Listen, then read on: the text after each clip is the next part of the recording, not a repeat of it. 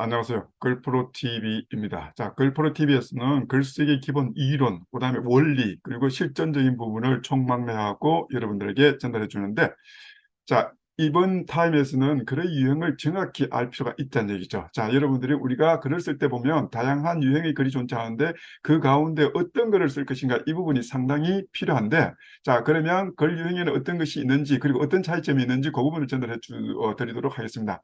자, 글 유형 크게 뭐냐면 문학글하고 비문학글로 나눌 수 있습니다. 자, 고등학교 때 여러분들이 뭐 국어 시간에 문학, 비문학 이렇게 나누듯이 글쓰기도 똑같이 나눠줄 수 있는데, 자, 그러면 문학글은 뭐냐 하면 일단은 우리가 흔히 말하는 시, 소설, 수필, 희곡을 얘기하죠.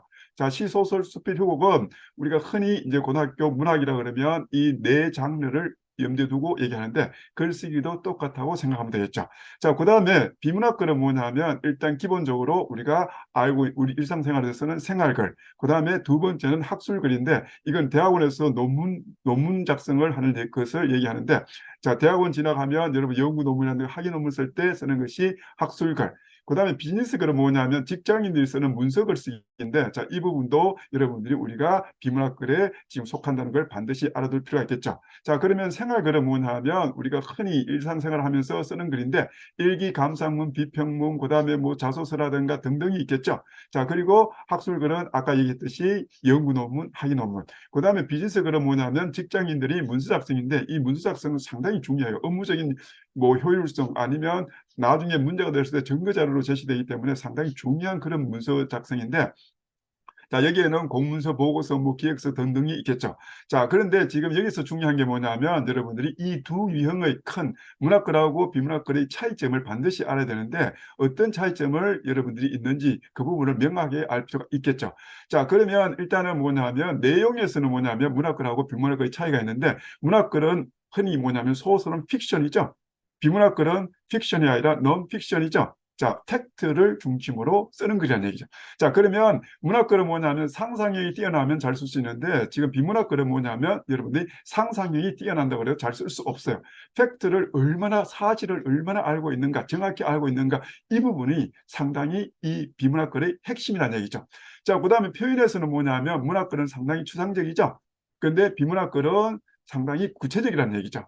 자, 문학글은 뭐냐면 뭉뚱그려도 표현을 해도 상관이 없지만 비문학글은 여러분들이 정확하게 명료하게 전달돼야 된다는 얘기죠. 자, 예를 들어 갖고 지금 뭐 12월 밤 대보름 달밤에 뻐꾸기가 우는 시간에 A 공원에서 만나자. 만날 수 있어요? 없죠? 그 비문학글은 뭐냐면 12월 밤 12시 정각에 A 공원 정문에서 만나자. 이렇게 해야 의사소통이 되겠죠. 자, 이렇게 하는 것이 문학글하고 비문학글의 차이점.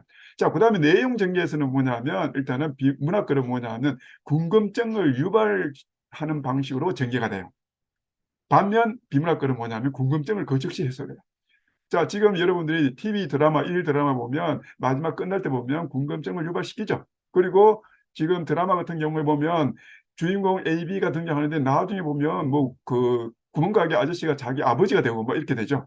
궁금증을 야기하는 식으로 전개되는데 비문학글은 절대로 그렇게 해서는 안 되고 궁금증을 그 즉시 해소하고 진행된다, 수행된다, 전개된다.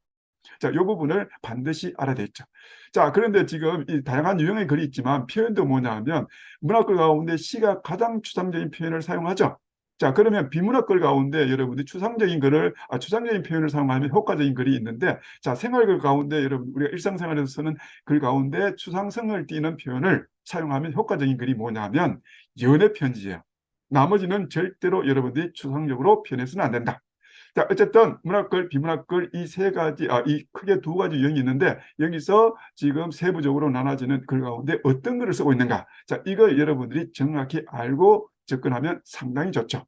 자, 이 부분을 여러분들이 반드시 명심하고 imw.kr 사이트를 많이 이용해 주세요.